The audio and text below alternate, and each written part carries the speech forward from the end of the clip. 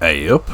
Right, just for clarification, as you know, I generally put 2 videos a week out, and each of those videos takes approximately 2 to 2.5 days to put together. There'll be several hours of research, usually online, and then a day filming and a day actually editing all the material together and uploading the video ready for publication. So for Wednesday's video, I actually start making it on the Monday, I edit it together on the Tuesday, and then it's uploaded ready for publication at 6 o'clock on Wednesday morning.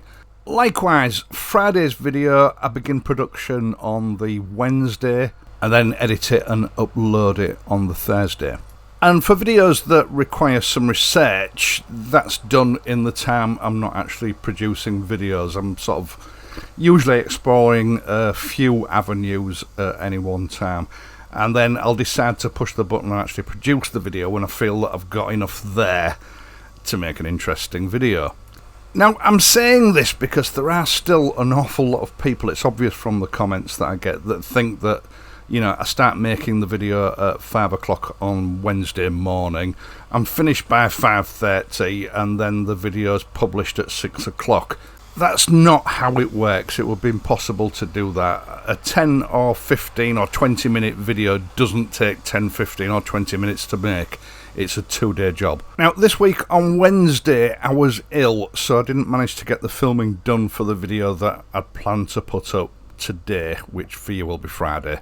And in fact, this morning, Thursday morning, when I got up at silly o'clock in the morning. I still don't feel right, and my first reaction really was just to go back to bed and forget about today's video.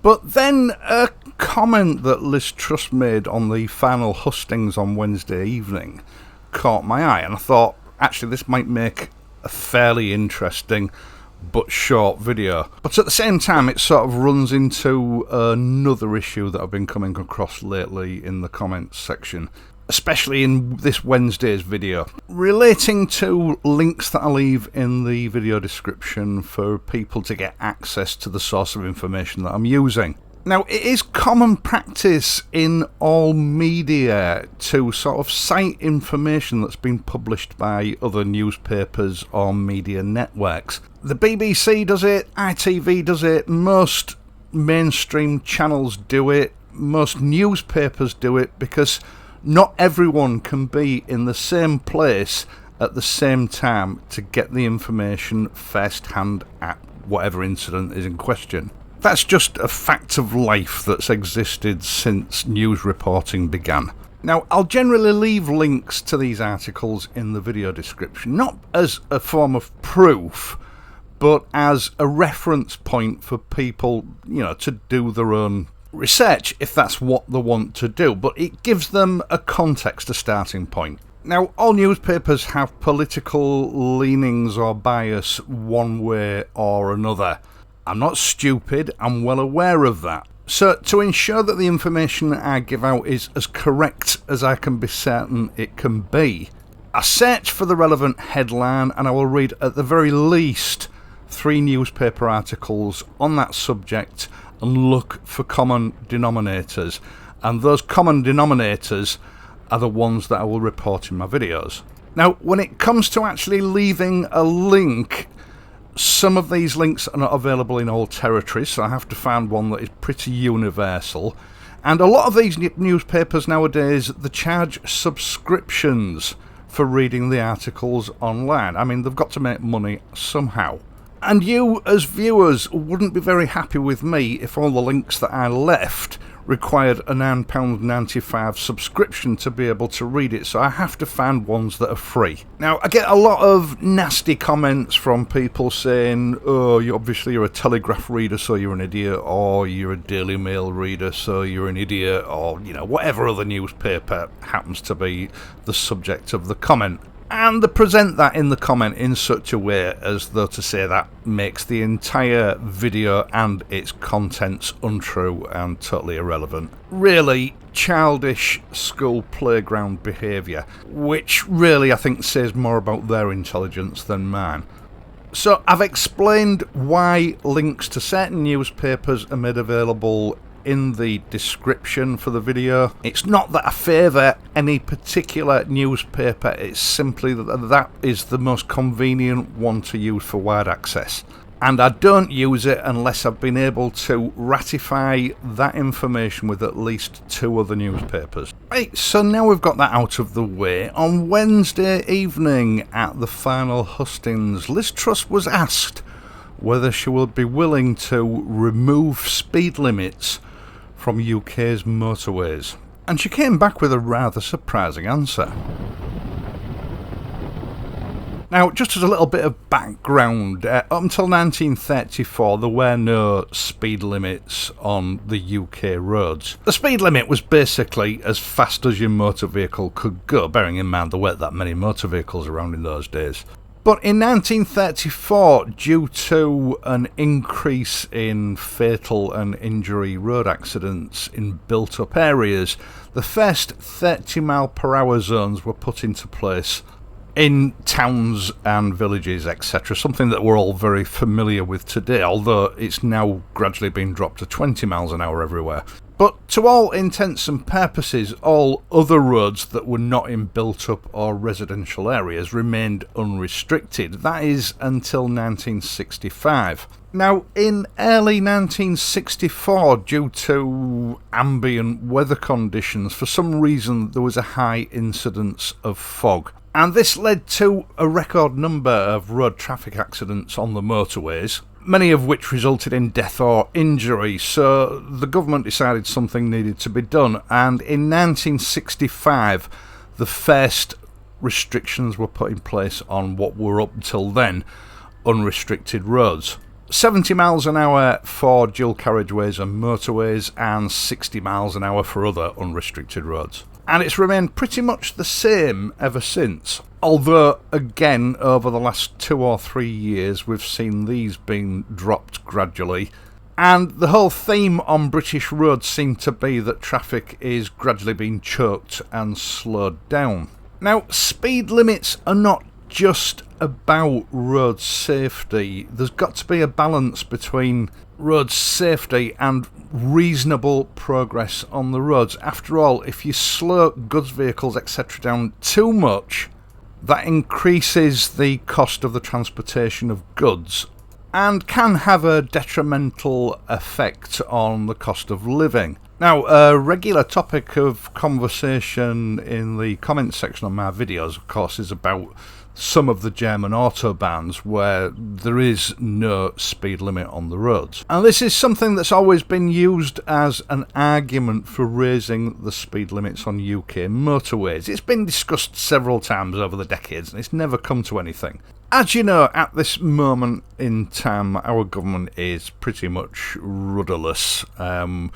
Boris Johnson is on the brink of leaving office and is going to be replaced either by Rishi Sunak or by Liz Truss. More than likely Liz Truss. She certainly seems to be the favourite at the moment. Perhaps the lesser of two evils. Now, during a discussion about smart motorways and whether those motorways are going to be abolished, the question was asked, would she be open to raising or abolishing speed limits on motorways? Now, the answer that she gave were, and I quote, "On speed limits, we need to be prepared to look at that, but I can't give a precise answer at this time." Now, I'm going to be honest, I'm not really sure how sensible it would be to raise motorway speed limits. And we've got to be realistic. Liz Truss is jostling at the moment for pole position to become Prime Minister, which means that her willingness to be open to realistically look at this particular issue may be nothing more than a political pork pie in order to sort of gain favour with as many people as possible. But although this question that was put to her seems like a bit of a wild card, really. I mean, why would she raise speed limits when the national trend at the moment is to lower speed limits and strangle traffic as much as possible? Well, actually, I think she was asked this question because back in 2018 she was one of the proponents pushing to have speed limits raised. Liz Truss gave a speech on this subject at the Conservative Party conference in 2018, so it's clearly something that she has been in favour of for some time, and perhaps if she becomes the Prime Minister of this country, she might act on that desire that she's held for some years. Now, as with any politician, what she says and what she does are potentially two very different things. And if she was to go ahead with some measure in that direction, it would certainly be really bucking the trend of what has been going on with the Department for Transport over the last 2 or 3 years. Now, just to clarify on this, some newspapers are reporting that it's a blanket de-restriction of roads. That's not what was discussed at the hustings, as far as I can tell. This was a question specifically relating to motorway speeds. Now, as I've said, this debate has been sort of raised a few times over the decades. There are pros and cons to this. Allowing a quicker movement of transport and travel does have the potential to assist the economy. Cutting the transit time of goods and services does have the potential to bring prices down. Something that, would be welcome in our ailing economy. But obviously there's a trade-off. Higher speeds diminish the margin of error, which have the potential to lead to more road traffic accidents, and more importantly, at higher speeds, more serious road traffic accidents. Now, my car's fitted with a collision avoidance system, which is a bit annoying at times, but I can't deny it does work. And that kind of technology is fitted to a lot of vehicles these days. I mean, I had a guy suddenly pull out of the inside lane on the motorway last year to overtake a lorry right in front of me. I had no warning whatsoever. And if it hadn't been for the collision avoidance on the car jamming the brakes on or whatever it does, I think there would probably have been a fairly nasty collision. So, personally, I think the time is probably right to have this discussion. There is, of course, the problem that not all vehicles are fitted with this sort of technology, especially older ones, and no motorcycles have it that I'm aware of. Although I do seem to remember reading, and don't quote me on this one, that the EU sort of declared that this kind of technology is going to be mandatory on cars from a certain date in the not too distant future. And you can be pretty certain that if the EU mandates it, it's going to be mandatory on vehicles sold in the UK as well. Well, that seems to be the trend these days anyway. Now, of course, we've got no guarantees that the government are going to seriously look into this. It might just be lip service on her part. It probably is.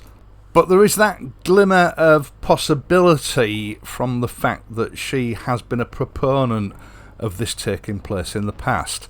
I personally think that 70 miles an hour on a motorway is fast enough, although having said that, in the past when I've driven in France, where at the time I think the motorway speeds were something like 82 miles an hour, the flow of traffic did seem better, although, again, don't tell anybody I said this, I do think that the French on the motorways are better drivers than the drivers on our motorways.